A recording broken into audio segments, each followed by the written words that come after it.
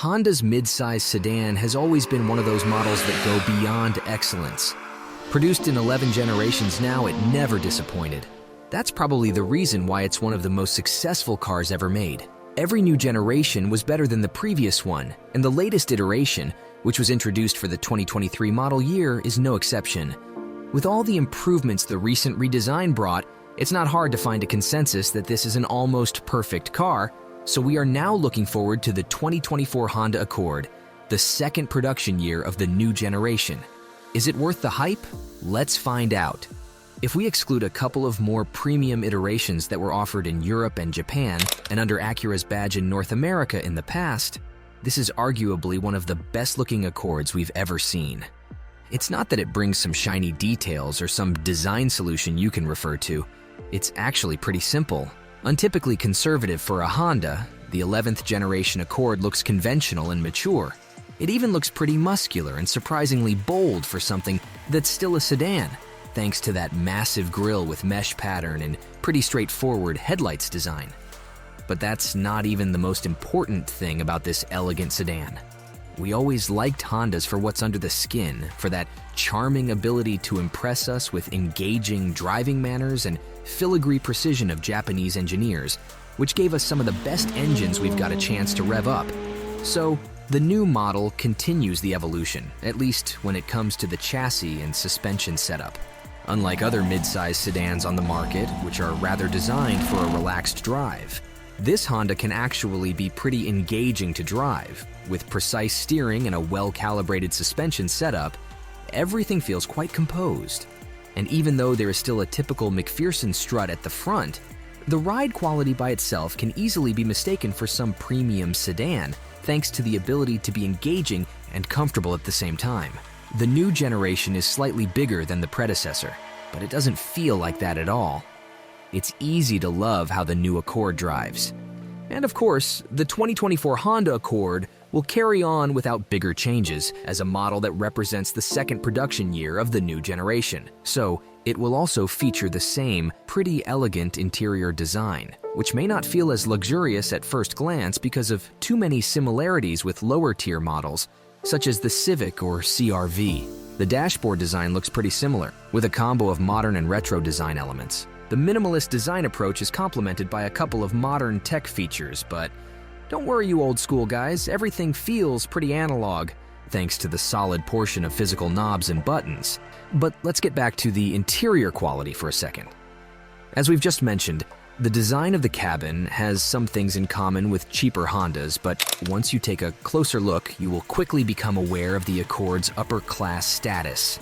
The materials are really fine, while we particularly like the amount of attention to detail Honda engineers put in. That's probably the main thing that separates this mid-size sedan from the rest of the class.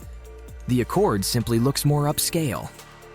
And that quite impressive build quality is complemented by a pretty generous amount of passenger space. As mentioned, the new generation got slightly bigger, and even though the wheelbase remained unchanged, there was a minor improvement in terms of passenger space. Whether it's about the first or second row, the amount of legroom is quite impressive and importantly more generous compared to the key rival, the Toyota Camry. That's particularly noticeable in the second row, where you get 2.2 inches more room for your legs than in a Camry.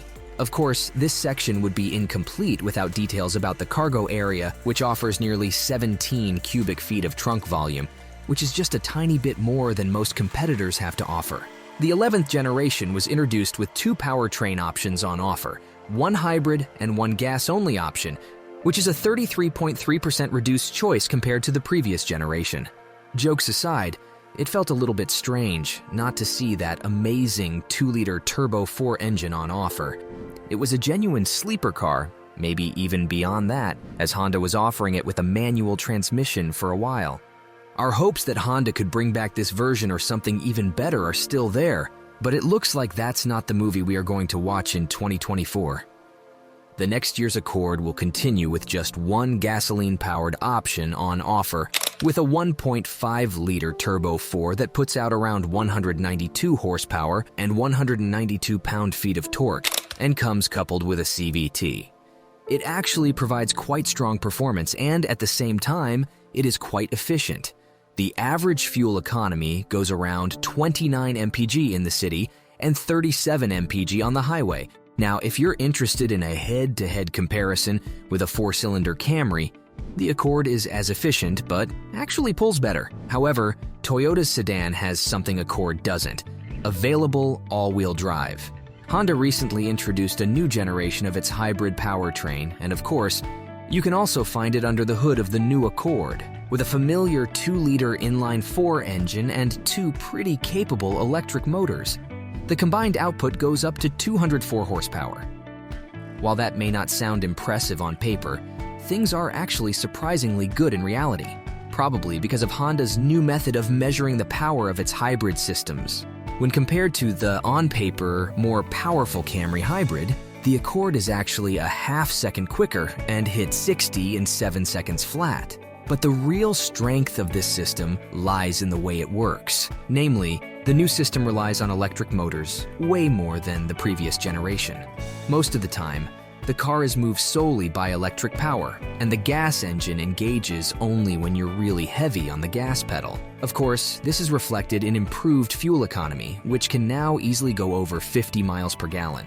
That's great, but still behind Camry's stellar 51 miles per gallon in the city and 54 miles per gallon on the highway. On the other hand, where Accord's hybrid system really dominates is the refinement, and that's mostly because of the new, continuously variable transmission, which now simulates gear changes way better than before. So you won't be hearing that high-revving engine noise that typically comes with these kinds of gearboxes anymore. There are many reasons to like Honda cars, but there are a few not to as well. One of the first things that comes to mind is that this Japanese manufacturer has never been particularly generous with standard equipment when it comes to entry-level variants. The new Accord is no exception, and it looks like the 2024 model will continue in the same way. Although with a higher sticker price than most rivals, this sedan won't impress you with standard features in the most basic variants. It comes with a pretty small 7-inch infotainment screen, single-zone climate control, and just 4 speakers, while the smartphone integration works only with wires. But let's be fair and say that not all things are bad. Even the most basic models come with a digital instrument cluster, and more importantly, a pretty generous offer of safety features. All Accords come standard with forward collision warning, automatic emergency braking, adaptive cruise control, lane departure warning, lane keep assist, automatic high beams, and many more. Luckily, things get way better with higher trim levels, but be aware that the price also jumps pretty quickly with these better-equipped variants. In any case, it's good to know that you can equip this sedan with a bigger 12.3-inch touchscreen, wireless smartphone integration, leather upholstery, heated and ventilated seats, power-adjustable seats, and pretty much every convenience feature you would expect from a modern-day luxury sedan. To sum up, the new Accord can be pretty luxurious, but you will have to pay extra.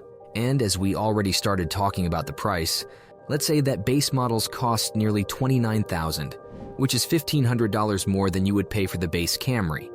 Higher trims can add up pretty quickly, so it's no surprise that the minimal price you have to pay for a hybrid is $33,000, while the fully loaded version of this sedan can easily cost over $40,000. But despite the strong price, the Accord is still an excellent proposal. It's more expensive than key rivals, but it also offers more, not necessarily in terms of standard equipment, but rather in superior engineering. That's something that not everyone can understand because not all great things about the Accord can be put on paper. The Accord always had that extra dose of refinement and overall engineering, something you would usually have to pay way more and get something with a premium badge. It may not be as luxurious, but Honda's engineering has always been at least on par with premium car makers, sometimes even above, and that's why traditional Honda buyers don't care at all about paying extra because they know very well what they are getting in return. What do you think about the 2024 Honda Accord? Let us know in the comments and don't forget to subscribe. Thanks for watching and see you next time.